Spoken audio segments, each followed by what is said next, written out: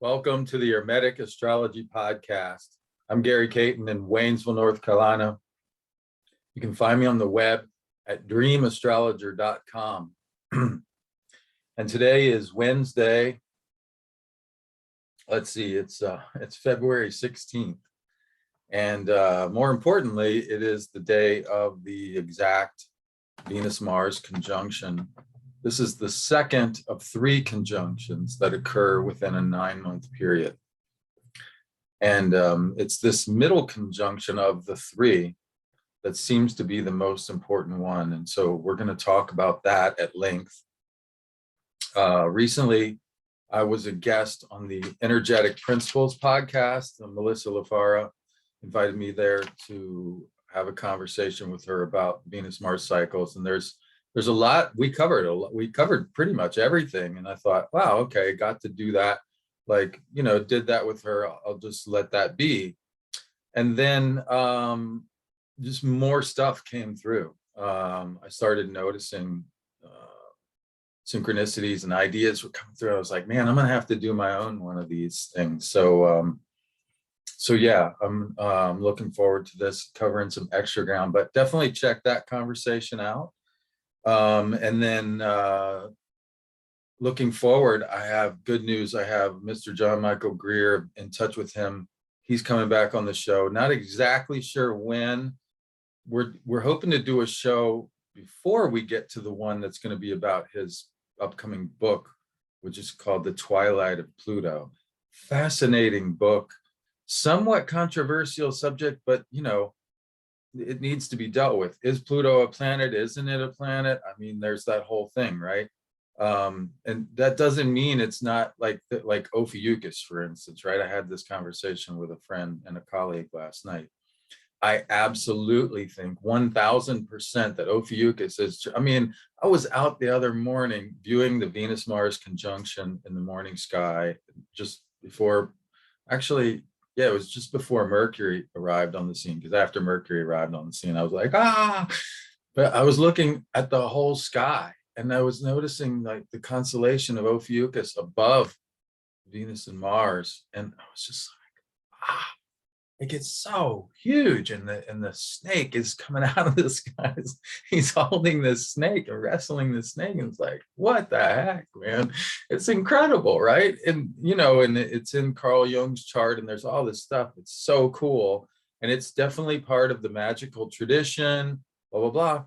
But it's not a sign, It's just not. I can't accept it as a sign, right? It's like there's 12 signs. That's it. And so, yeah, it's kind of like that. There's just certain things that are kind of difficult to integrate, but anyway, back to the topic at hand. I think that recording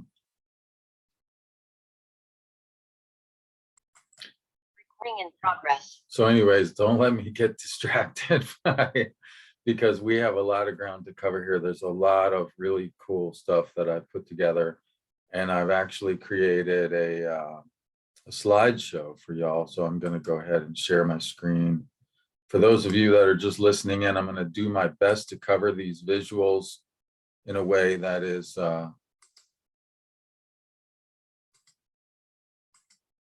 something that you can take part in, but you might want to check out the YouTube channel at some point, just so you can get the benefit of these. All right. So I've titled this little talk, Spiritualizing the 7-Year Itch, because this is a 6 to 7 year cycle that we're talking about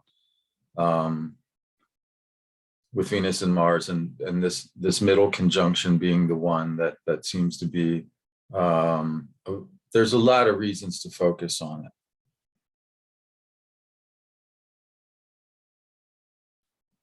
So here's the glyphs for Venus and Mars. And, the first reason to focus on it is it's pretty much the established dogma, and dogma is not always a bad word, right? Dogma represents the established truth. It's the best truth we have at the moment. It's not right? The final ultimate truth, if there is such a thing. I don't think there is, right? There's the truth we have for now. It's the truth we're operating under. It's the best truth that we've got. It's our best approximation of the ultimate truth, I guess.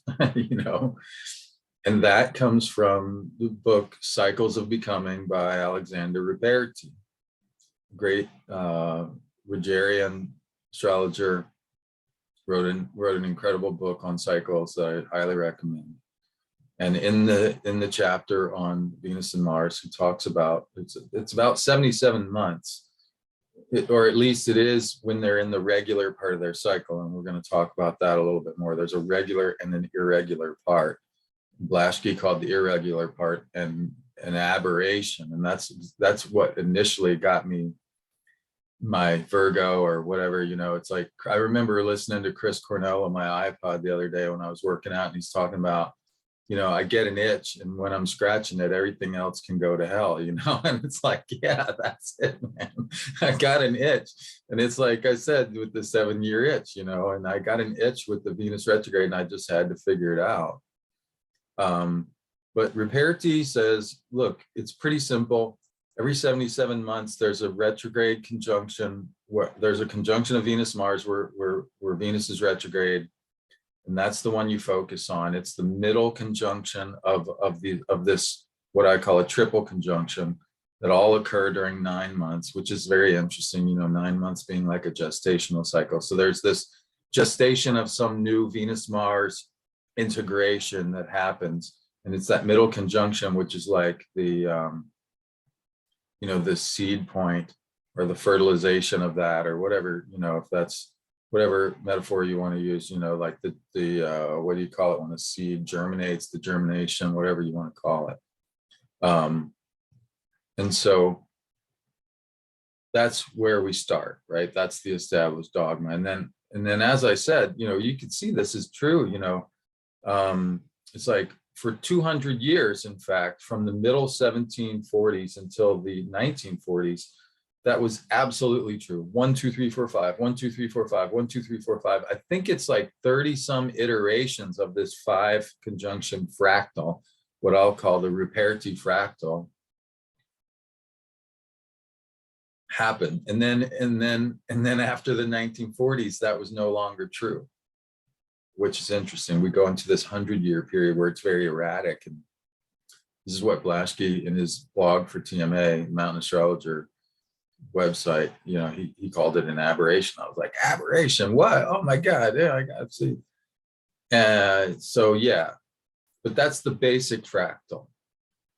1, 2, 3, 4, 5, which is interesting because 5 is a very Venus number. You know, Venus has 5 different signs that she makes her conjunctions with the sun in, right? So yeah, Ruperti basically says we should focus on the retrograde conjunction because it's an opportunity to adjust retrograde the way our values Venus informs our action Mars, right? Pretty simple. About every 6.5 years, there's this natural impulse to make adjustments between our desire nature and how we act on it. So there's this itch that we have to scratch, and it's like, you know, our desire nature is like, oh, I want something a little different. Like the way that I, things that I value have changed a little bit. And the way that I want to act on what I value is maybe a little bit different, or both.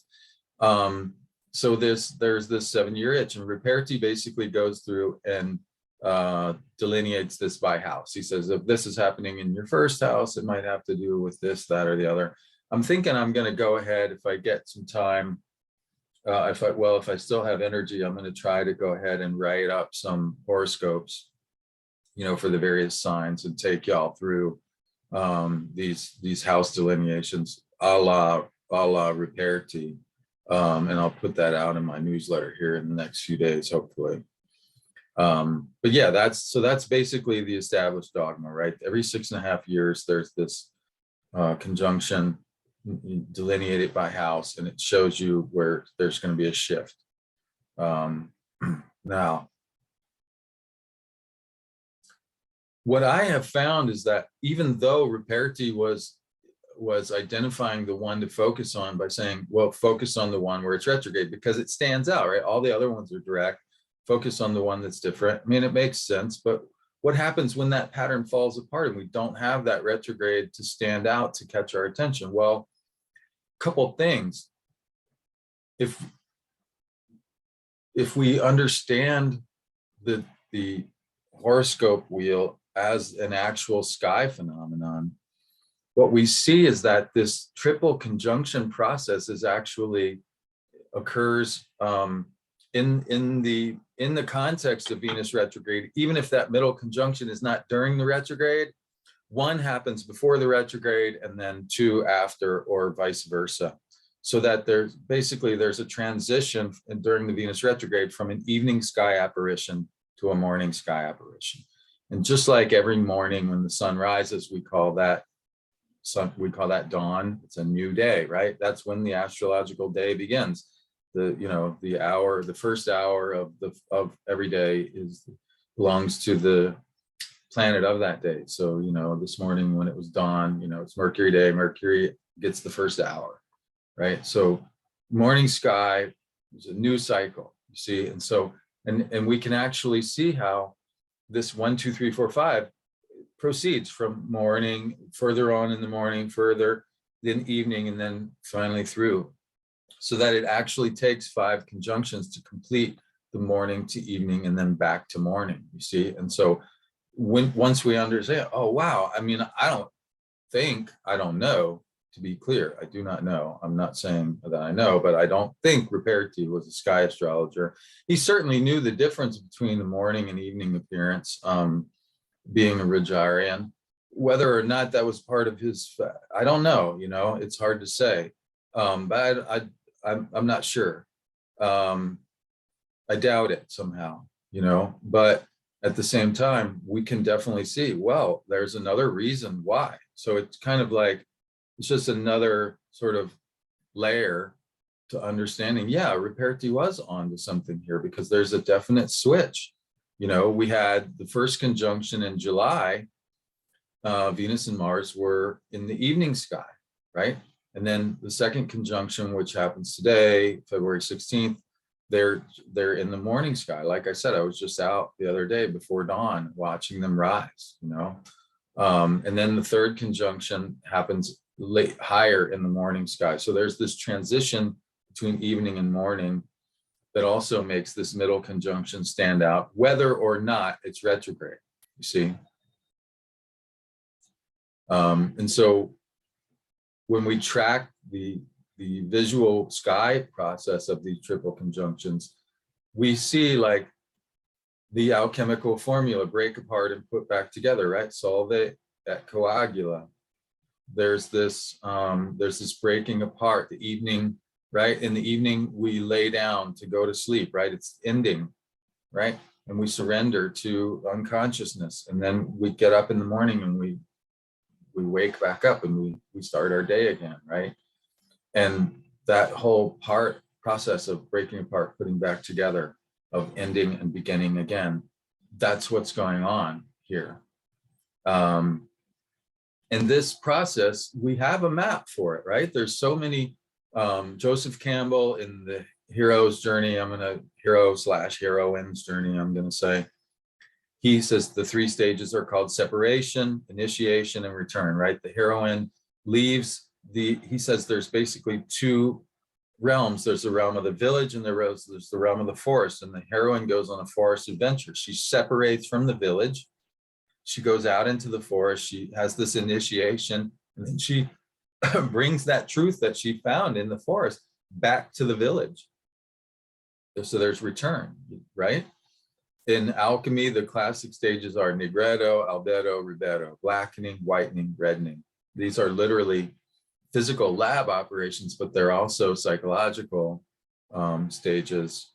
I talked about that a few times ago on the podcast here with the Venus cycle, right? That the stage before, in the, like evening sky, negredo, like conjunction, albedo, and morning sky, rubedo, right?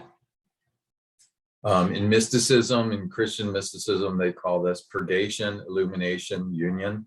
So the purgation is like you know, when you go to a monastery or something, right, you have to leave behind your worldly life. You have to purge that, your worldly concerns, and then you can, it's when that purging happens and you're an empty vessel, then God can come and enter your life. And then once God has entered your life, you can then try to achieve union so that you become a tool of God, essentially, you see? And, you know, if you watch, I mean, there's some incredible examples. I can't remember the name of it right now, but I watched this movie about a Christian monk who was sent to a leper colony, you know, and it's like a death sentence, right? And the guy took his, you know, he did it with grace and humility, and he helped these people, and he elevated them, and he made their suffering noble, you know. And it was like, my God, like that's real. It's the real thing, you know. Like, people can say what they want about Christianity, and, you know, yeah, there's some problems there for sure, but like it's a real thing too, you know. Like, don't forget, like, God has definitely moved through that, for sure. And then another thing that I like is Murray Stein wrote a book about midlife. And he calls the stages separation, liminality, and reintegration. And so there's an interesting part there in the middle of liminality. And this is absolutely necessary. Without the liminality, there can't be a transformation, right? To experience rebirth, we have to let go of the old. Some aspect of our ego has to die. There has to be an ego death. We have to let go of something. We have to say enough, like, I'm done with that. You know, whatever it is, some aspect of our personality, of our life, etc. And that's very, you know, people say all the time, oh, like with South Node transits, oh, something is outlived its usefulness, let it go. Well, that's way easier said than done, you know, because we're creatures of habits, and the old keeps trying to creep back in, and we have to keep saying, like a mantra, we have to keep directing our mind back to the new focus, you know. And we have to just say no to the old over and over and over again until it finally just kind of goes away, and it's weeded out of our garden, you know, kind of thing, you know. So it's not just like, it's a lot easier said than done. But we enter into a liminal place. It's neither here nor there, right? Murray Stein talks about this, the ego experiencing liminality as a has-been, right? I was something. I'm not that anymore, but I was something, but right? And then not yet, but I'm not yet something else. So we're literally between identities, right? A has been or a not yet. And those are very negative, like, you know, connotations. Usually people say, oh, a has been, like, that's a very negative, but you have to be able to feel like a has been or a not yet before you can truly find yourself in a liminal place and receive that. It's kind of like that purgation we were talking about, you know, and receive the albedo, the light of something new entering you.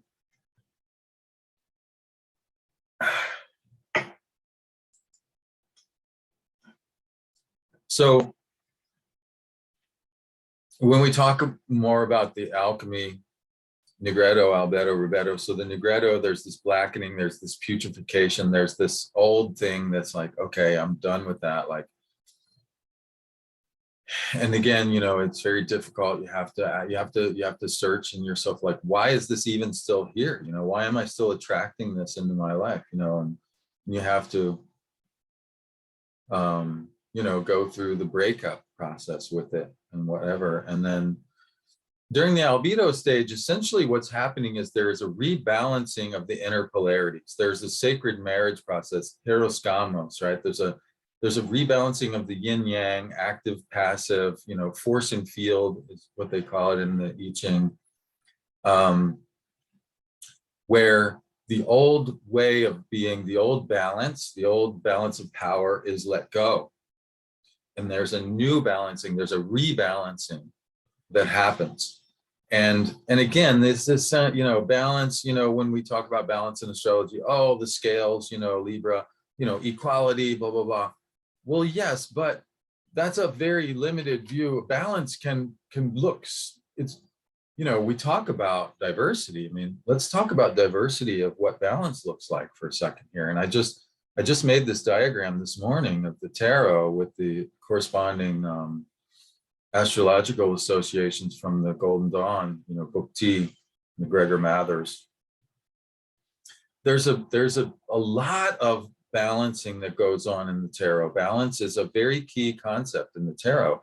In the Magician, there's a balancing between the above and the below. There's this sense of like, I'm not, it's like an anti-stoic card. Like the Stoics say, just accept your fate and stop and you'll be happy, right? And the Magician is like, like there's this power that's like fate and I'm going to buck it. I'm going to be like, whatever these powers of the above are that are acting on me, I'm going to direct them. I'm going to bring a new balance between the above and the below. I'm not going to just passively accept, fate. I'm going to try to work with it or maybe against it or however you want to look at it, right? With the High Priestess, there's a balance. So there's an above, below. With the Magician, the High Priestess is more about a balance between within, without, right? She's like, hey, there's this whole other realm that's, Jungians call the collective consciousness. We can call it the unconscious. We can call it, a lot of different things. But there's this inner realm, right? And there's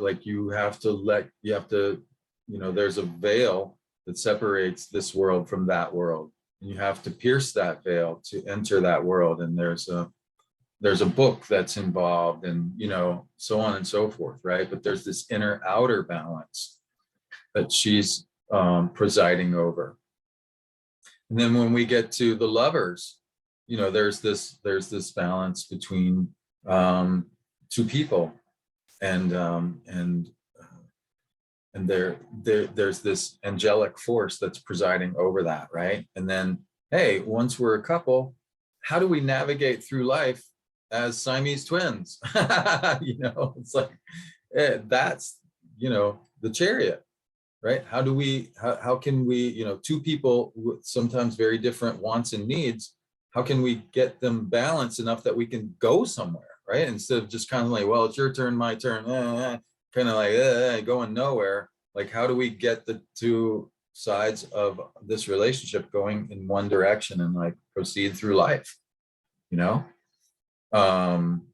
When we get to Strength, we're talking about a balance. Again, it's kind of an above below it, but it's more like above below rather than like the forces of like this, the planets versus the earthly forces. It's more like the forces of our higher chakras, of our higher nature, like maybe our superego in Freudian terms, presiding over the id, right? The ego being the mediator between the superego and the id. That's the Freudian view of it. Again, with the Hermit, there's this inner outer, very much like the High Priestess, but it's more like inner outer in terms of like, am I going to honor, the societal path, or am I going to honor my own inner path, right? And the Hermit says, you know what, I'm going on my inner path, even if it means I'm like completely alone, way up on a mountaintop, with only my lamp, and darkness surrounding me. Like that's what it's going to take. So there is it's unbalanced in one sense in that he's way out on his own, but there's this sense of balance in terms of this inner outer or societal versus individual kind of duality, right? Of course, Justice is very much a card associated with balance. And again, like that's the one that usually comes to mind. But as I'm showing you, like there's so many. Temperance in the Hermetic Tarot, it explicitly says that Temperance is the result of the Lover's card, that the outcome of Lovers successfully achieved is temperance. So there's this balancing act between this the fixed and the volatile that's happening in Temperance, right? We can see the same kind of situation going on in the Star card, where there's this There's above, below, there's the water and the sky, the star. There's two cups. There's the water and the land, two realms. Even in the moon card, there's the two towers, right? So there's that duality, and there's a path again, and it's kind of like the inner outer. It's like the moon card and the high priestess card remind me of each other, because on the one hand, the high priestess card, we're looking at the inner world from the outside. She's going, hey, there's this whole other world. Like, do you want to check it out? And then, but yeah, like, if you do, like, you can't just like, behold it. Like, you've got to be initiated into it, right? And then when the moon card, we're actually in that world looking and going that like, hey, what, like, there's a way out. Like, we could go back to normal, sort of, not exactly normal, but back to that world that we came from, essentially, right? So yeah, it's really important to understand that when I say there's a rebalancing, like, it's not this simplistic, yeah, the yin yang is the ultimate symbol of balance. And I've actually made some talismans recently for these Venus Mars conjunctions that have the yin yang symbol on them, and justice, Libra, all that. Yeah, that's perfect balance, maybe. But there's all these other ways that balance can look, right? And so we might be balancing and going through and not realize it because we're stuck on one way of seeing. You know what I'm saying? So that's why I wanted to show these various other things of different directions, different types of balance that we can see pictured in the tarot. And then when we talk about balance, I mean, the basic fundamental balance in astrology is the elements, right? You have the volatile elements of air and fire. You have the fixed elements of water and earth. And you notice that there's upward pointing triangles for air and fire, and there's downward pointing triangles for water and earth, right? And so this idea of the yin yang polarity that's rebalanced, the fixed volatile, in alchemy, it says that we need to make the fixed volatile and the volatile fixed. So there's this volatilization of anything that's become overly fixed that needs to happen. It needs to get moving, right? Like, so for instance, if you work at a desk, they tell you like every hour and a half or so, you need to get up, you need to move around, right? Because your body was made to move. It wasn't made to be sedentary, right? So you need to volatilize the fixed. And then, and you need to remove your brain from like being focused and just like let it wander and, blah, blah, blah. And then there's this fixation of the volatile, right? The opposite is true. If you're constantly moving around and you're not focused and you're not like going anywhere, you need to like again, get that mantra, return to the mantra over and over, right? This is a fixing of a volatile, right? The monkey mind is extremely volatile. And the purpose of the mantra is to bring it back, to fix it, like bring it back. And so that, and that's just very much like, Earth and Capricorn, which we're going to talk about, right? The structuring, grounding, etc., right? And so we can think about, and again, I'm just going to put these slides up here. You might want to check them out on YouTube. I'm not necessarily going to go into all of the different, but we can think about the fixed as like more material, corporeal reality, and the volatile as more incorporeal, energetic, or spiritual energy. For instance, we can think of the fixed as like sort of rational and objective, and the volatile as more irrational and subjective. For instance, right, there's a lot of different ways that we can talk about these opposites. But there's a balancing act that needs to happen right now, a rebalancing act. Whatever balance we had before is probably not going to carry us through this next cycle. We need to have a rebalance that will be specific to this next 6. That's the itch. That's the 7-year itch, right? There's this new energetic balance that needs to be achieved in order to harmonize with the current cycle that is happening in Capricorn. Maslow's motivational model, Maslow's hierarchy, as people are fond of calling it, there's 2 kinds of needs. There's deficiency needs. So our physical needs are deficiency needs. In other words, as long as we're hungry or homeless or any of these kind of things, we really can't, we can't even begin to ponder achieving self-actualization because we're hungry and we're tired. And like, you know, I remember when I was homeless, you know, like, yeah, you know, it's illegal to sleep, right? Because you don't have a home, you don't have a place to sleep. Anywhere you sleep, you're not allowed to sleep here. Well, where the hell am I allowed to sleep, man? You know, like, where do you want me to go? Anywhere but here, basically, was always the answer, you know, kind of thing. And so, yeah, it's very difficult. So the earth and water, you know, emotional needs, again, like love and intimacy and esteem, these are, if we have deficiencies there, it's very hard to make it to the level of cognitive and aesthetic needs that are more like air and transcendence, purpose, that corresponds to fire. And this is very much in order of the density of the elements, right? Earth is the most dense, water, air, and fire. And so we think about, if we think about that, like, yeah, you know, in particular, being an earth sign, Capricorn, resources, artha is the word that the Vedic people use. There's 4 paths.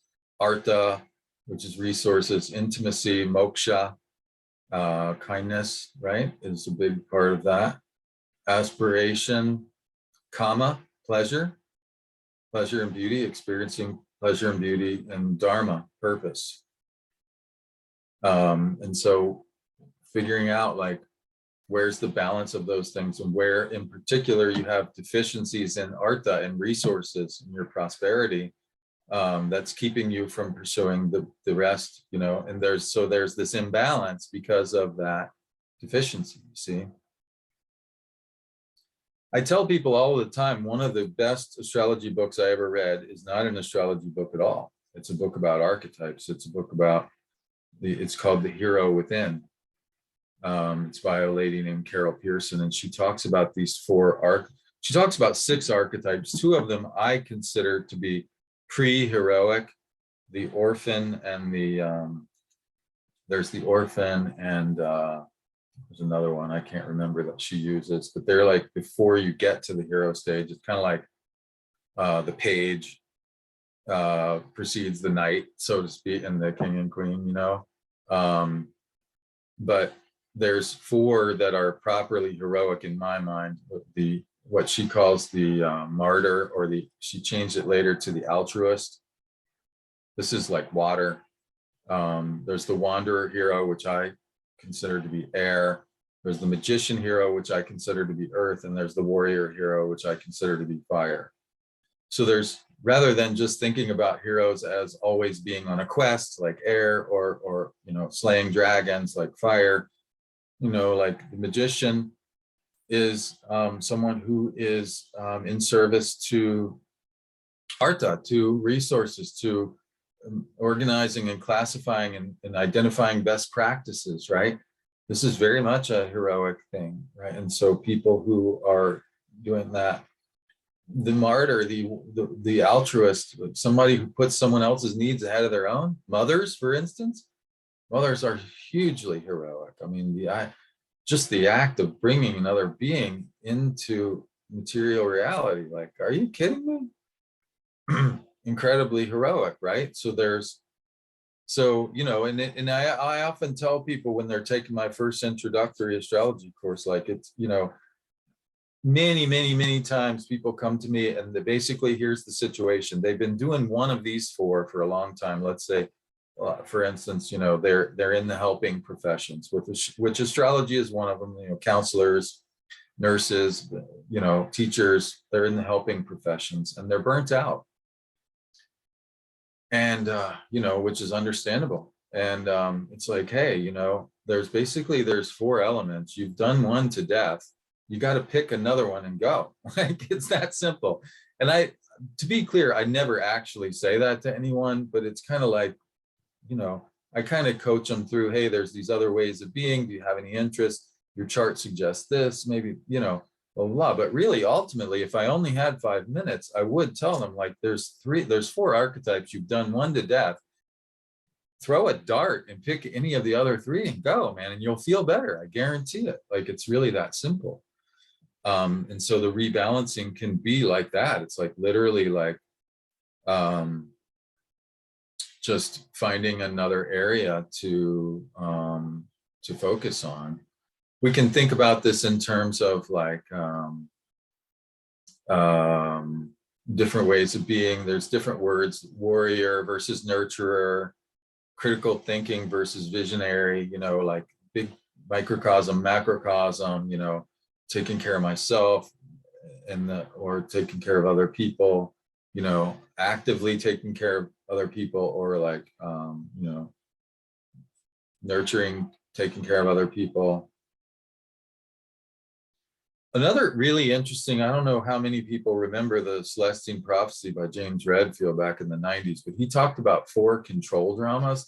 These are kind of like the negative versions of these heroes we were talking about, right? And intimidators, they get other energy from other people by asserting dominance. So they're just interrogators get it by judging and questioning. They're like, they tear apart, you know, they'll just interrogate you, they'll tear apart your thing and like question it and make you feel like stupid or whatever. Aloof people will attract attention and energy by like staying reserved and off to the side, you know. And then there's poor me's that make other people feel guilty or responsible for them, kind of thing. And so there's these, and he always said that like, for instance, intimidators and poor me's were like a polarity. And if somebody was coming at you in an intimidator style, instead of going, oh, you're hurting me, ouch, like poor me, no, do the interrogator or the aloof, and that will break the intimidator, poor me polarity, right? You get on the other polarity. If somebody's interrogating you, right, you can say like, why are you like, you know, you, the poor me or the intimidator, like, you know, F you, man, like, what, yeah, you haven't got anything better to do than like, well, and this is how the flame wars start on the internet, right? Or you can just go, hey, you know, like, doesn't feel friendly, like whatever you're doing, like there's one thing to be interested and there's another thing to just be like brutally slashing away at somebody's stuff, you know, whatever. I've had that discussion with editors before where it's like, wow, you just hacked like half of my thing. I feel like I lost a limb. Like, can we maybe, you know, find a gentler way to deal with this? You know, kind of deal. So that's another interesting way to think. I'm just throwing a lot of things out here as different ways of thinking about balancing. You know, we can just think about like four ways of being. Like, there's an emotional versus mental, right? Thinking versus feeling in Jungian terms. There's the physical versus the spiritual.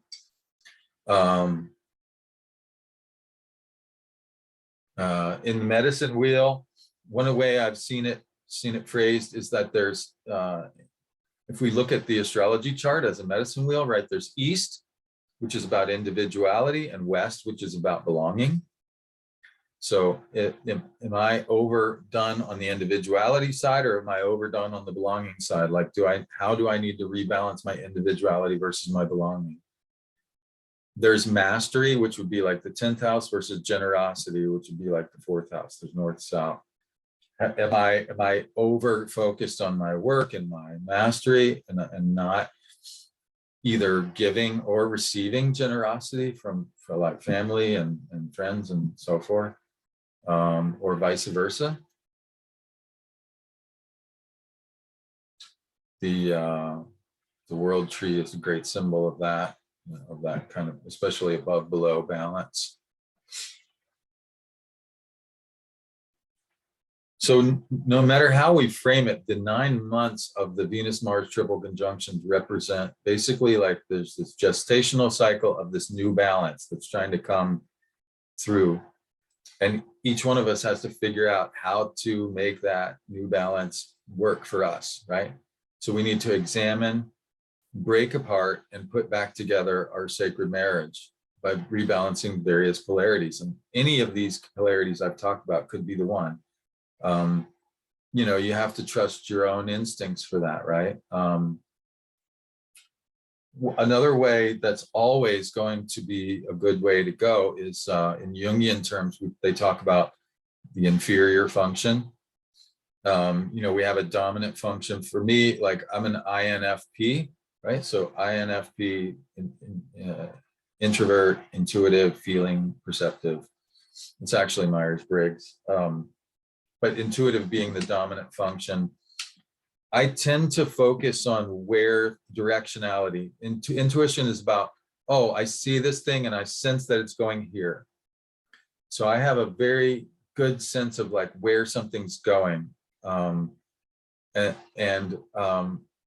Whereas like sensation is the opposite of that. Sensation is just about feeling into what's here and now, rather than where it's going, like what is it here now in the physical sensational realm, like what's right?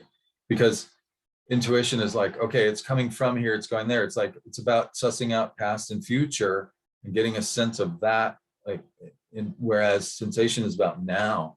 It's very much about, and so, you know, yeah, I struggle with like being in my body sometimes. And so, you know, it's been really interesting that, you know, during the pandemic, one thing that's come up for me definitely is my, I lost like 50 pounds. I got back in touch with my old, you know, drive to excel at sports and stuff. And I've been like working out intensely and stuff. And I just dropped 50 pounds. And it's been like, wow, it's been really an incredible journey, like getting back in my body and really spending a lot of time in nature and just like, you know, what I really love is being out in the forest, like up on the Blue Ridge Parkway or on the trails that run along the Blue Ridge Parkway, even better, like on the Mountains to Sea Trail. And I'm in the forest and then just, there's no one else. There's nothing but the sound of the wind through the trees. And it's like, that to me is like sensation, you know, that's when I really feel, and it's so peaceful. It's really grounding and it helps me to balance out all the time that I spend in my head when I'm working with, you know, this art that I work with.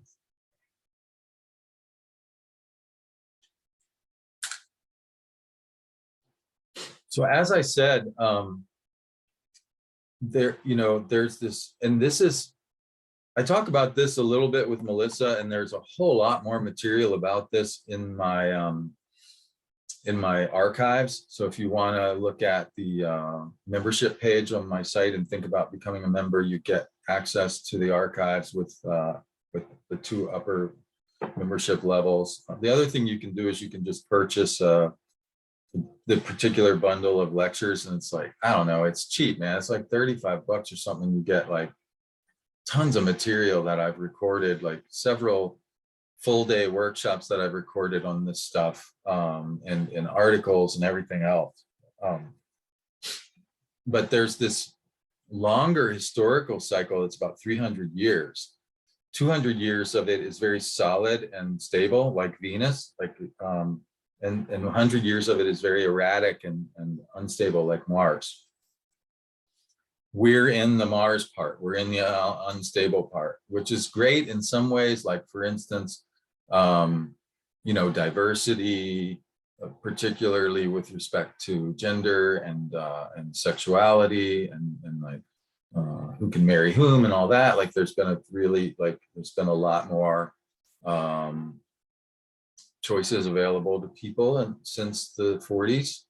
You know, like Leave It to Beaver was the reality back then, or whatever. Like, we're not in Leave It to Beaver land anymore, which is, you know, by many people's accounts, a good thing. Not saying Leave It to Beaver is bad. I'm sure there's some people that could use a little bit more of that, and that's fine too. But there's been this volatilization of the fixed, right? And there's only been 3 Venus-Mars conjunctions with Venus retrograde since 1966. So, but here's the thing. Whether or not Venus is retrograde, the middle of the 3 conjunctions is defined by the slower planet Mars passing the faster planet. So there's this volatilization of the fixed, right?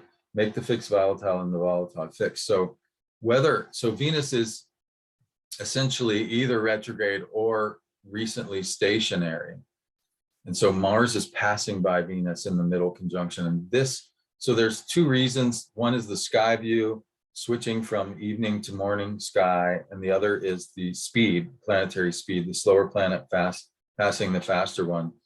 There's 2 other reasons to agree with Ruperti, even though he only described the one part of the cycle, that thing he described still applies in this other part of the cycle, that we still want to focus on this middle conjunction, even though the cycle is very different. Again, what Blaschke defined as an aberration. And so here's a map of the 5 conjunctions, once again, as they go through the sky. We'll have 3 conjunctions in the morning sky.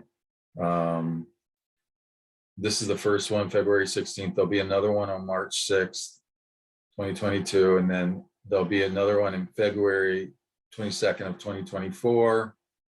Still morning sky. Then they will switch to evening sky. There'll be one evening sky invisible on January 7th, 2026. And then there'll be a final one, evening sky, on November 24th, 2027.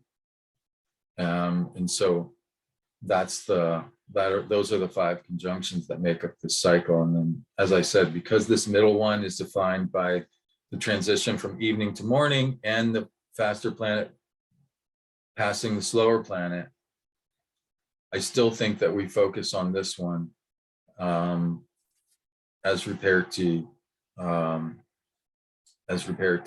recommended. So what does that look like? What does it look like to do that, to focus on this particular conjunction astrologically? We've talked a lot about archetypes and hieros, gamos, and balancing polarities and stuff, but come on, let's do some astrology. All right. So look, Capricorn is cardinal Earth, right? So what does that mean? Cardinal signs begin a new season. Cardinal signs are called movable signs in classical astrology. They move the wheel of the year. It's kind of like if we there's this globe back here, right, in my screen thing. Imagine the prime mover, like when you're holding a globe and you're spinning it, right? The places where you hit the globe and it spins, right? Those moving points, that's the 0 cardinal. It's like the places where the energy pushes the season along. So there's this pushing energy, there's this movement. Cardinal, it's like initiating new activity, right? Okay, initiating new activity, cardinal. Earth, initiating new activity in the earth sphere. So in financial spheres, right? With regard to resources, with regard to organization, with regard to all things earthy, right? Okay, so we have cardinal Earth, and it's also the nocturnal domain of Saturn. So there's this Saturn being planet of boundaries. There's this closed off nature of Saturn's nocturnal domicile. There's this close the windows, close the doors, have strong, impenetrable boundaries so that we can focus on safety and focus on the interior and not be led astray by the exterior stuff coming and going. Capricorn is also the exaltation of Mars. So exaltation, dignity, domicile dignity is about resources, whereas in ancient astrology, Demetra George talks about exaltation dignity being a little bit different. She talks about I'll tell you what, I'll just get the book and I can quote exactly what she said. Recording in progress. So I'm quoting from page 230 of Ancient Astrology, Mitra George, Fabito Press. And she says specifically, domicile dignity is about the power of resources that allows a planet to be effective in its task and bring forth stable and consistent outcomes. So Capricorn is the nocturnal domicile of Saturn. So Saturn has the ability to be effective in its task, bring forth stable and consistent outcomes in Capricorn, right?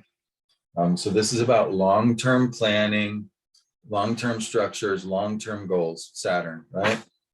Now, exaltation dignity, she says, is the power of honors, respect, and high esteem that enhances a planet's glory and influence. Now, remember what we said about, and maybe I should just bring it back up here briefly. Remember Maslow's hierarchy? Remember where esteem was? With respect to, it's above, esteem needs are above physical safety resource needs, right? So exaltation, right? There's this power of honors, respect, and esteem that enhances the planet's glory and influence. So it's about gaining, Mars gains esteem, Mars seeks excellence. And so Mars seeks to demonstrate excellence that will enhance his esteem, you see? And then we have triplicity dignity, which Venus has triplicity dignity and bounds dignity in this particular place in Capricorn. So she talks about triplicity dignity because triplicity is a trigon. It's a group of 3 signs. So it's like they're a family. So she talks about triplicity is the power of support from one's community of followers to push one forward to the successful accomplishment of one's task. So because you're part of a family, you have the support of your group, right? And so that's what triplicity dignity is about. So Venus has the support of the power of a supportive group behind her. And then bounds dignity is the power of autonomy to set one's own rules of engagement and not be subject to another's authority. So this is very interesting because Venus has bounds dignity here. And so she's not as subject to the authority of Saturn, for instance. And anytime we have the bounds of a benefic, and we're in a malefic, we're in a sign ruled by a malefic, but we're in the bounds of a benefic, it's going to feel a lot less harsh.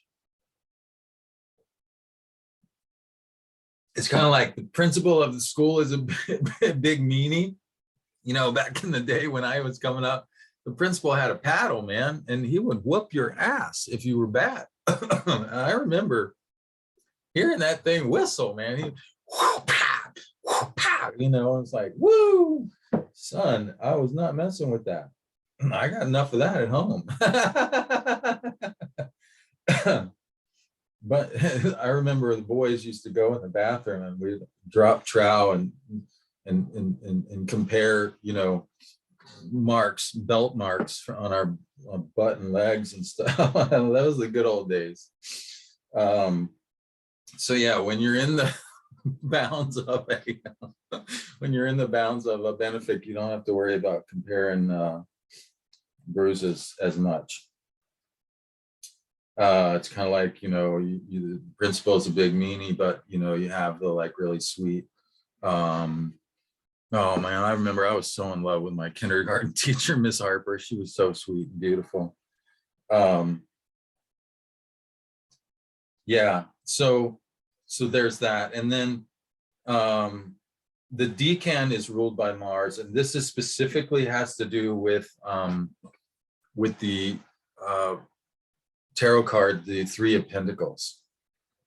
And so it's the Lord of material works. So again, Mars seeks to accomplish material works to demonstrate excellence that will gain esteem and honors and so forth, right? And we should remember that the previous cycle, the central conjunction of 3 was in Leo.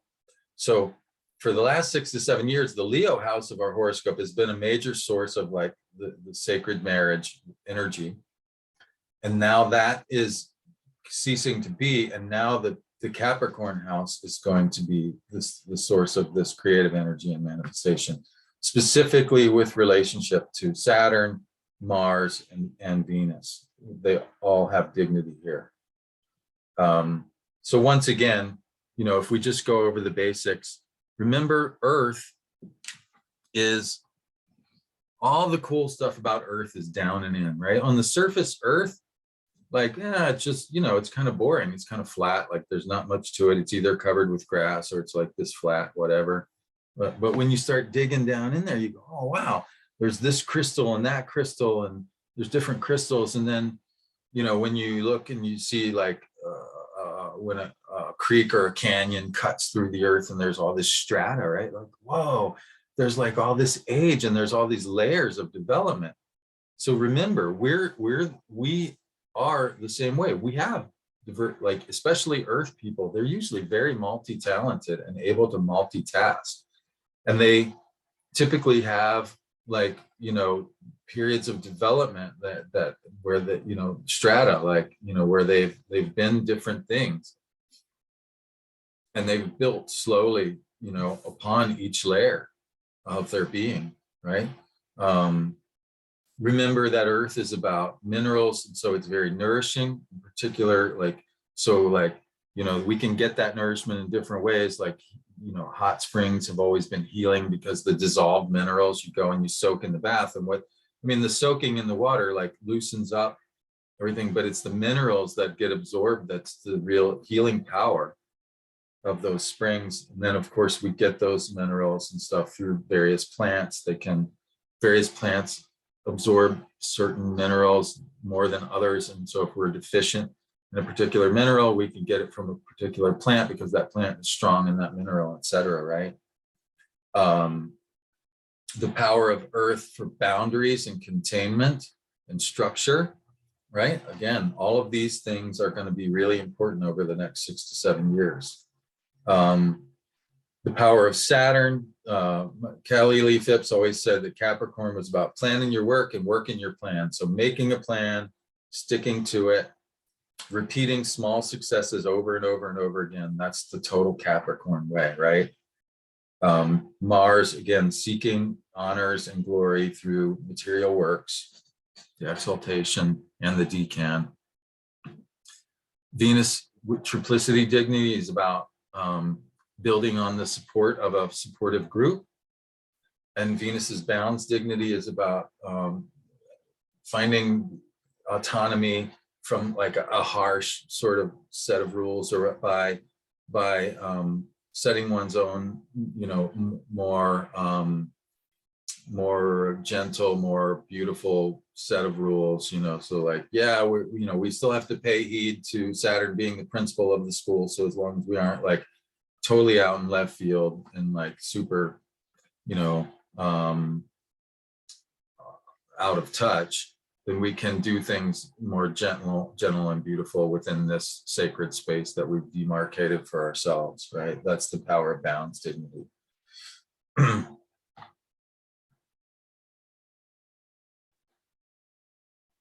So yeah, this image of the Three of Pentacles is very interesting because the Three of Pentacles are in this archway, right? So it's literally like there's this exaltation, there's this, and you see like there's this artisan that's talking. So there's this builder that's talking with like the architect and maybe so it's like the guy's holding the plans, and then there's like so there's the monk who's like in charge of the building, and then there's the architect who's in charge of the construction, and then there's the builder. So there's literally this team of co-workers that all have responsibility for different parts of the thing, and like so there's this, and Robert Place, pictures this as the Tria Prima, right? There's literally, so there's consciousness, there's our mind, but not just our mind, but our consciousness, which is different than mind.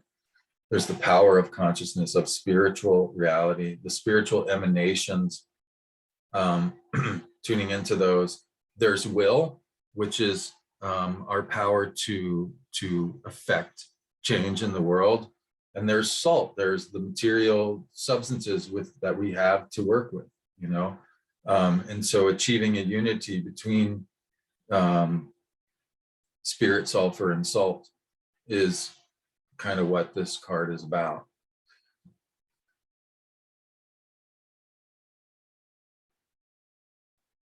Now, Capricorn is in the tarot is associated with the devil card. And this is, the devil is really, really misunderstood character.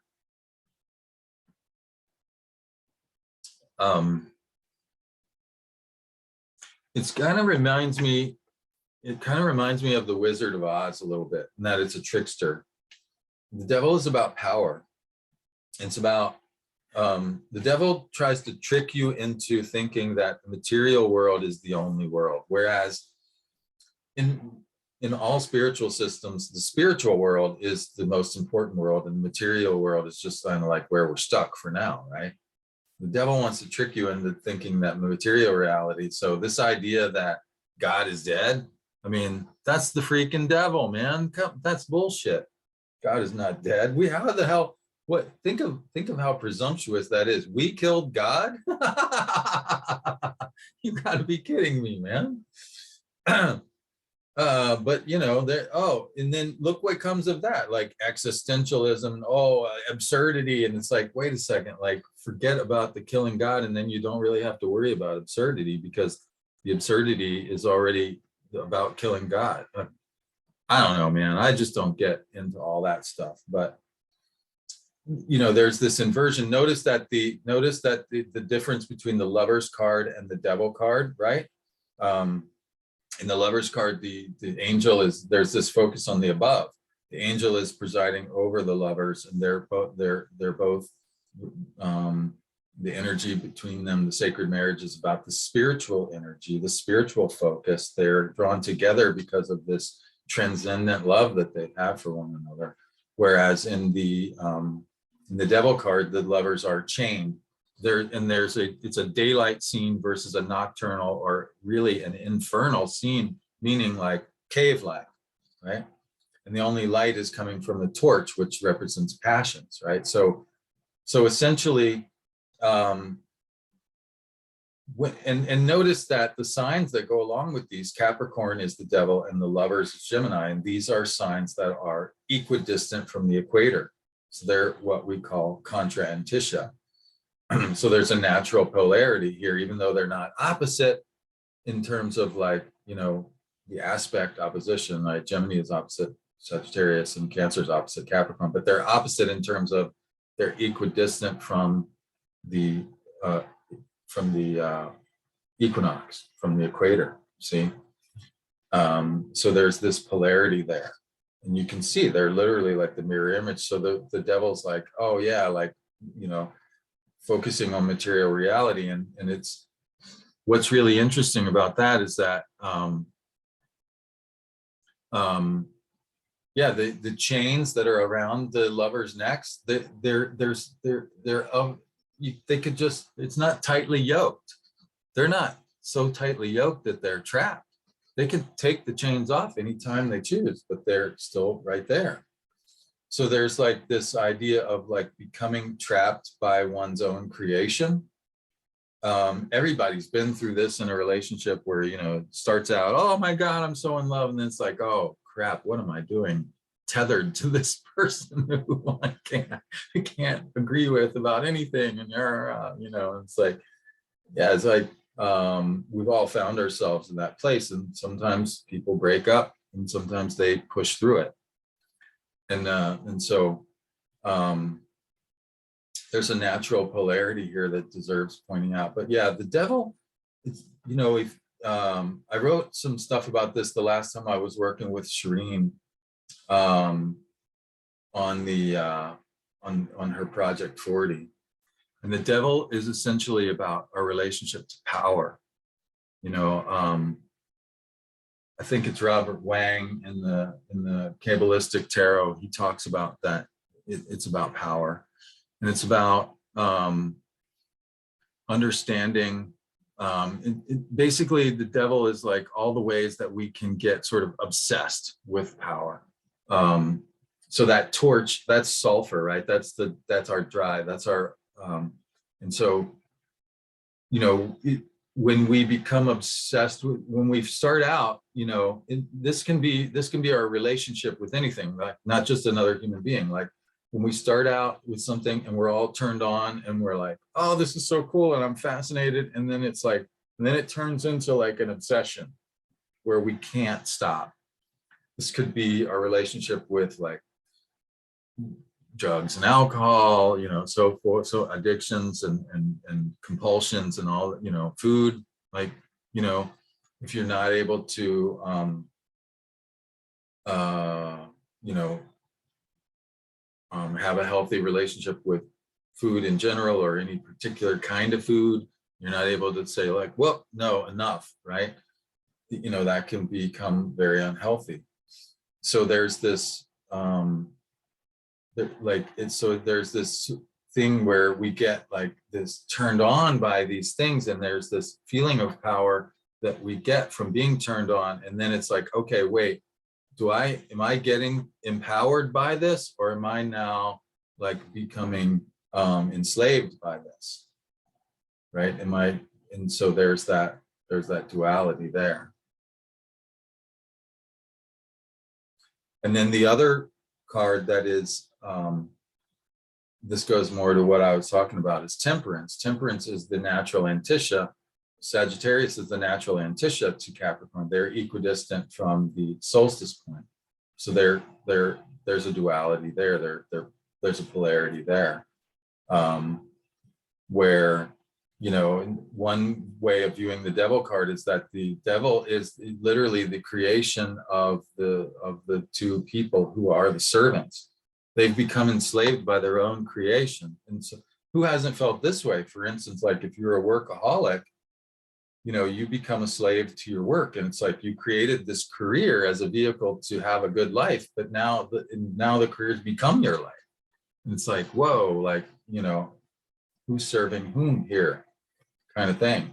Whereas temperance is really about the ability to have things in balance, right? And to be led from the above rather than the below, right? So I think that it's an interesting thing, like there's, you know, with Capricorn, there's definitely a power to understanding materiality, like people who are really good at marketing, for instance, right? And sales and stuff, they understand like materiality, and they understand marketing, and they're able to make money and stuff like this, you know, that's great. But when that becomes like the main focus, like it, you know, if being, you know, having a certain amount of sales is like the number one focus, rather than like having quality content or being or serving, you know, the client, your clientele or whatever, then it's when that becomes an obsession that it becomes dangerous. So there's this relationship with power where like we can have a healthy relationship with earthly power that helps us achieve things, and then that can become taken too far where it's out of balance. And so, yeah, it's like there might need to be this periodic rebalancing even within this 7-year cycle. Like this rebalancing that's happening now is supposed to bring us into our relationship with materiality and the power of being able to negotiate materiality successfully. But we want to be careful about not becoming obsessed with that and becoming enslaved by it.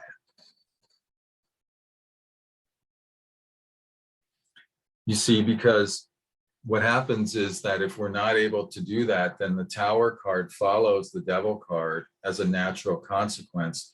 I've seen the Tower characterized as the casting out of false authority, right? So there's this like, well, no more, like, not going to do that anymore. Like this is not acceptable.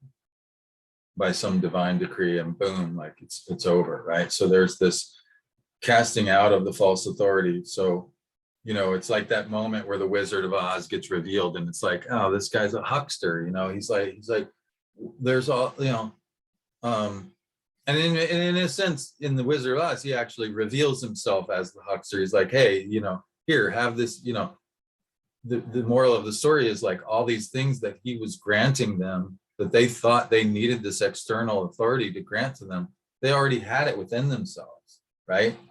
So that's the joke. So when you you know have this relationship with power where it's externalized, then and you're not able to take back that power, then you know there's this, it becomes necessary now and again to cast out that false authority because it's not real, it's an illusion, you know. And you know, that's basically my view of politics. I'll just be honest with you, like I don't believe any of them. I don't believe any of them are really in my best interest, you know. I don't think there's a party that's, you know, and it's really interesting in that regard in terms of balance. A lot of people talk about right left, you know, and you know, and they choose a side and whatever. First of all, I don't think the people who say they're left are necessarily really left. The people who say they're left really, to me, appear to be actually right of center slightly, in my view of things. And so that's a problem. So then you've got a right center party and a way right party. You don't even have a left. So there's illusion there. But let's just say that right and left were balanced. What if they were? And once upon a time, maybe they were more balanced anyways. There's a whole nother axis, which is about libertarianism versus authoritarianism. So you have like, you know, conservatism versus liberalism, and that's fine. You know, let's say we had balance there. You can still have authoritarian liberals, right? Which would look like liberals who want to achieve, you know, social aims through a heavy-handed state apparatus, for instance, right? Like all of this, right? That's authoritarian. So there's still this other axis of like libertarianism, which is like, you know, anarchism in terms of a political reality is really, it's about, you know, the idea that the least amount of government is the best government, because basically, yeah, they're going to trick you into, so that they can keep the power. It's about power, you know. I don't want to get too far down this road, but I just wanted to point out that, like, you know, it's very interesting how you see this sequence where like the temperance card is about balance and understanding balance. And if you do understand balance, you can have a healthy relationship with power where you're like, hey, you know, I can get in this thing and I can be a slave to whatever for so certain amount of time to get a task done. And then I can, you know, like people say, you know, at the end of the day, you might, let's say you're working from home, you might actually want to change clothes. You take the chain off and you go and you're not, right? That's balance, that's temperance. So you can deal with the devil by still remembering the lessons of temperance. But if you don't, then eventually you're going to get that tower is going to have to happen in order for the liberation. Because if you don't take that chain off yourself, it'll get taken off for you, essentially. And, you know, this brings up some really interesting things. I have been, you know, trying to stay away from the politics for a number of reasons. I don't think that there's a very healthy understanding of what they actually are at the moment. I don't really agree with really the way that they're being characterized in general. I don't think that it's accurate at all. B, there's a lot of polarization where people are getting really nasty and hurtful about it, and I don't agree with that either. I don't think that I don't think that the means justifies the ends. I don't think that like pushing your even good aims of like social justice or whatever, if they're done in a violent way by hurting other people, doxing them and whatever, or like, you know, whatever, I don't think I can't justify that. I'm a peaceful person. I believe in, you know, like more like Martin Luther King and Gandhi and the idea of like commitment to nonviolence. But this is kind of undeniable that this Mars-Venus conjunction is reactivating the Uranus-Neptune conjunction of the early 90s, which was a very interesting socio-political moment. The dissolution of the Soviet Union and a lot of rebalancing of power in the European sphere and whatnot. And right now you have this very interesting and very curious situation going on where Russia and China are chumming up, and it's in my historiography, I go through like 2,500 years of history using these 300-year periods of like Mars Venus alternating for 200 years of Venus energy, 100 years of Mars, and then it just keeps going. And like actually using that to look at history, it's really fascinating. But the idea that that there's this long-term historiographical energy that's being activated definitely shows up right now. And so it's almost like, it's interesting how, on the one hand, at that time in the early 90s, like the Soviet Union was being dissolved.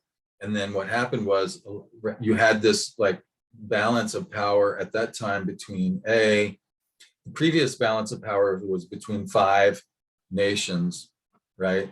During the previous Venus period, there was a 5-nation balance of power, and Otto von Bismarck was famous for saying, hey, the trick in a 5-nation balance of power is to be part of the 3, because 5 is an unstable number. And if you're on the side of the 3, you're part of the majority, you win out over the 2, which is kind of snotty, but kind of accurate, And it's like, well, if you're in a situation where there's 3 superpowers and 2 of them are chumming up, that kind of leaves you the odd duck out, doesn't it? So there's some interesting stuff going on there.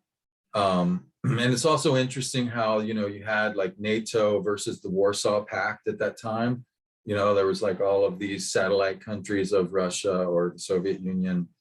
And gradually, they've been coming around and becoming part of NATO. And now that's essentially one of the reasons why Putin is very not crazy about having a NATO neighbor in the Ukraine, right? So you can begin to see how these ideas sociopolitically are being reactivated.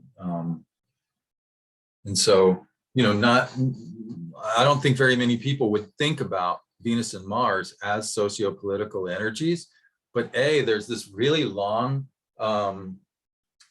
300-year cycle to their interactions. So there is a most definite socio-political, socio-historical aspect to it.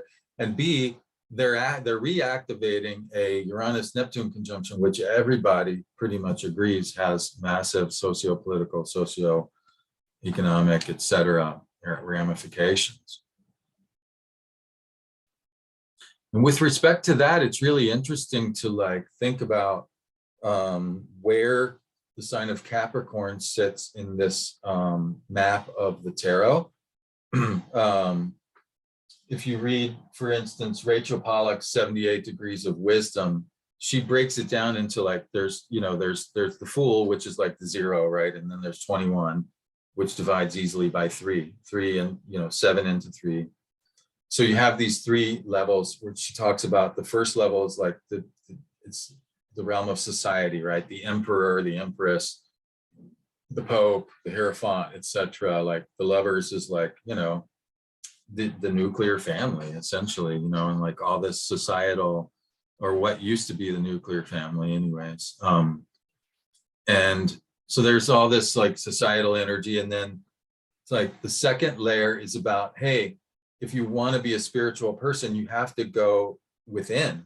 And so the second layer, with the Hermit and the Hanged Man, which are really obvious inner work symbols, right? And then the third level is really about these transcendent archetypes that are beyond societal or inner states, but more like collective, transcendent states. And Capricorn, the devil, is the first card of that. Well, right. So, this idea that a nation state, for instance, as a way to organize, human affairs, nation states. Right now, nation states are the primary, way of organizing human affairs, and the relationships between nation states has dominated politics for a very, very long time, and so there's people that say, like we have to, like, that nation states are basically like races, like they're fictions, like they don't even actually exist, like they're just, like flags and nationalism. It's all bullshit. Like there's no actual differences between people via race. There's no actual, like, nation states are just arbitrary bullshit, whatever. And like we need to get beyond that. And then there's other people that are like, oh, like one world, one government, like, oh, that's totalitarianism, like, it's like, I don't know, but it's interesting in the sense that, we have noticed that the archetypes that are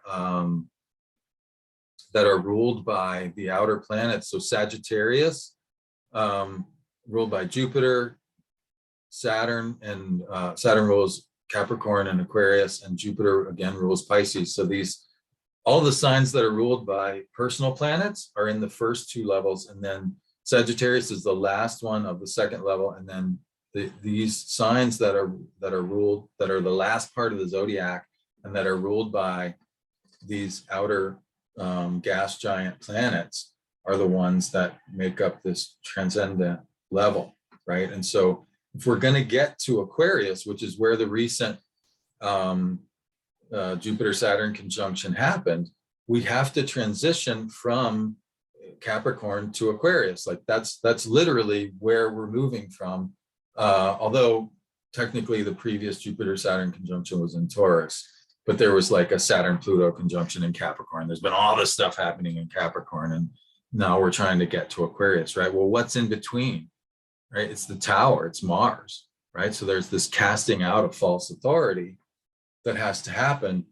And again, if one has achieved the temperance of, then like one could simply say, hey, you know what? This relationship with power, not working for me anymore. I'm going to take the collar off and, like, we're going to try something else, right? When it comes to nation states, that's not quite that simple, right? The taking off of the collar is typically called revolution, or I suppose it could happen by way of constitutional convention. There's different ways that it could happen, but this rebalancing, this is very much easier done on a personal level than it is on a collective level. That's what I'm getting at. But yeah, so, in order to get to the star, and you'll notice that, like, with the star, we get back to this situation where there's this focus on the above, there's this focus on the spiritual, as there is in the Temperance card, right? There's this brightly lit scene, whereas in the Devil and the Tower, they're black backgrounds, right? There's this material focus, and, I mean, I got to say, and again, this might be controversial and people might get upset. They might want to cancel me or whatever. But at this point, I'm just so tired of all of it. I just got to start, like, just calling it like I see it again. This idea of, like, this myopic, hyper-focused, like, obsession that the devil represents. I mean, that's kind of where we're at with the whole, notice, for instance, that if we go back here, right, death, well, that's the coronavirus, right? What follows death is temperance. Did we have a temperate response to the coronavirus? I don't think so. I think pretty much it was like, heavy-handed government intervention. You must do it this. There's one way, one size fits all. You must do it this way. If you don't do it this way, you're like a grandma killer and all this bad. You're the devil if you don't do it the way we say, right? and all this stuff. And it's like, really, man? Like there's gotta be some balance here. I don't think we ever achieved the balance actually. And so, we might need to get to temperance before we can, because if we just go straight from the devil to the tower, well, that, it is what it is. Look at it. That's what it is. That's what you're getting, So, yeah, it kind of reminds me of this passage that we're in right now. And it's like, do you really want to go straight into the tower? Or do you want to come back and find some temperance and find some balance, and then, get to a place where it's like, hey, people can choose, hey, I'm going to put this particular collar on because for me, it makes sense. It works for me, blah, blah, blah. And other people are going to say, I'm not wearing that collar, man. I'm going on my, I'm choosing this other form of dealing with it and whatever. Like, that would look like temperance to me. And then maybe when we get to the tower, the casting out of false authority would not have to be so violent, because the temperance is kind of built the foundation for something. But when you look at this progression, you see like look, man, I'm not gonna sugarcoat it. There's some really heavy astrology coming down the pipe, y'all.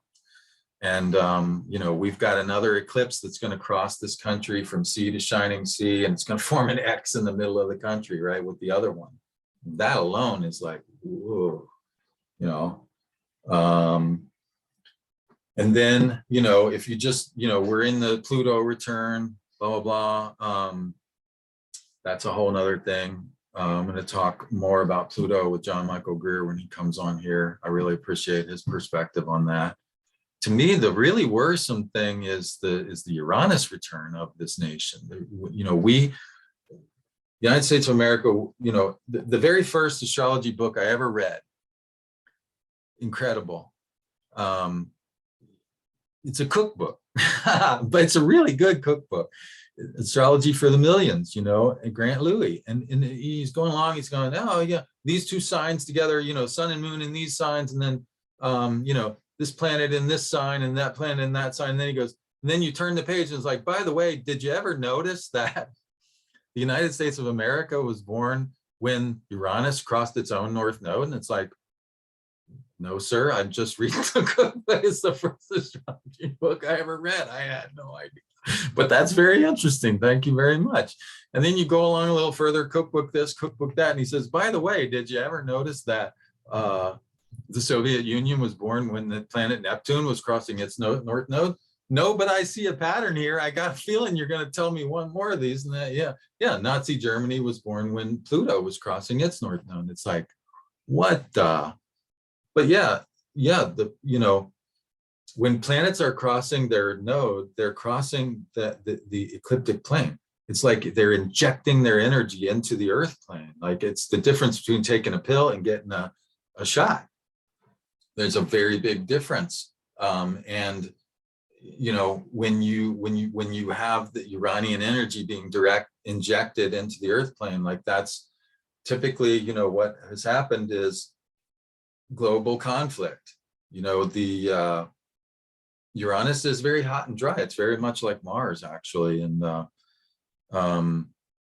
United States of America was born out of a global conflict. We don't call it a world war, but it was a world war. It was, there was conflict of various forms that were all interrelated happening. And we were born out of such a thing.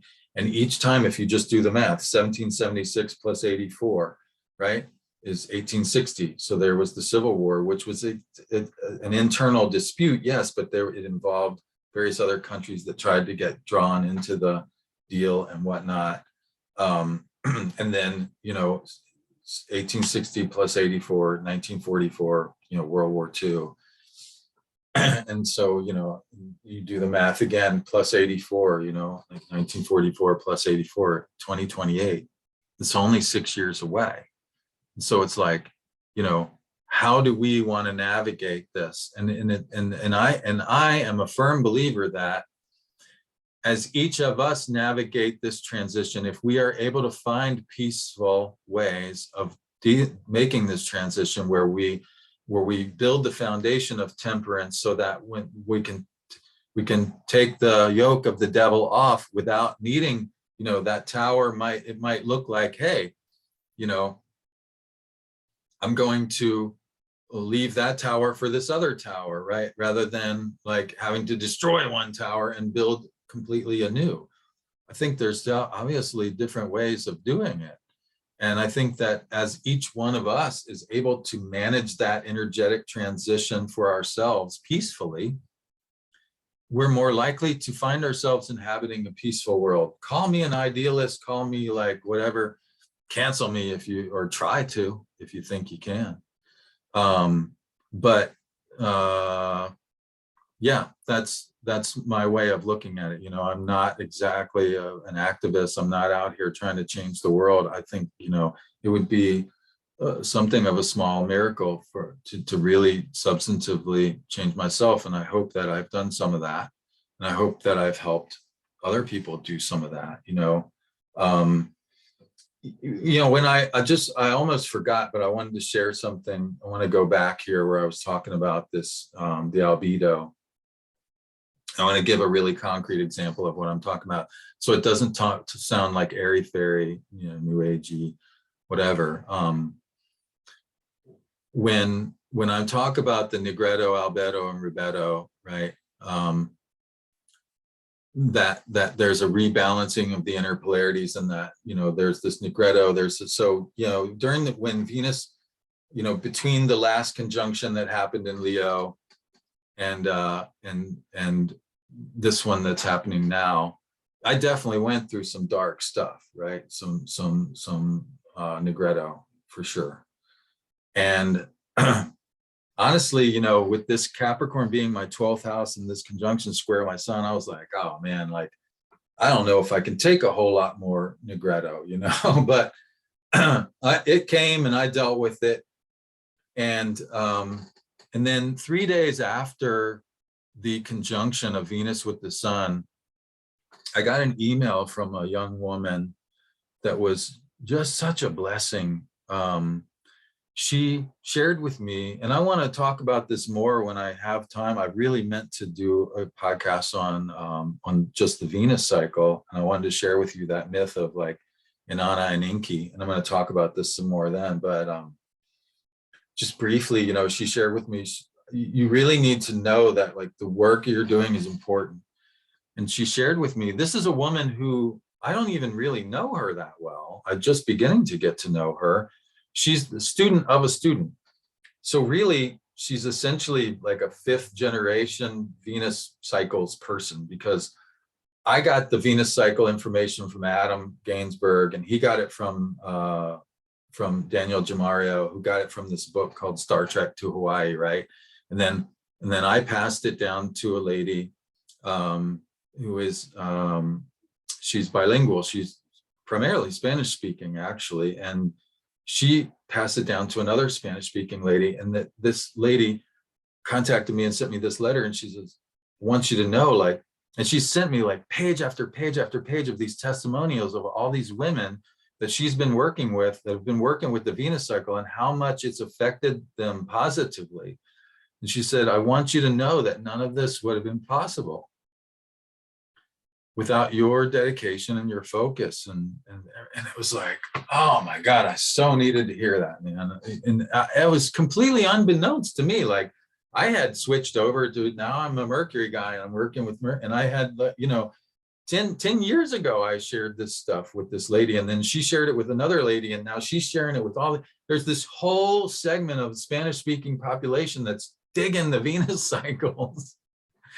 And that kind of thing, like, that happened because I decided to take it on myself to improve my own understanding of the Venus cycles. And then I shared it with somebody else, and they shared it with somebody, and they shared it with somebody. And it's like really made a difference in a lot of people's lives, And I needed to hear that, because sometimes you wonder, you get a little bit lost, and you start thinking like, am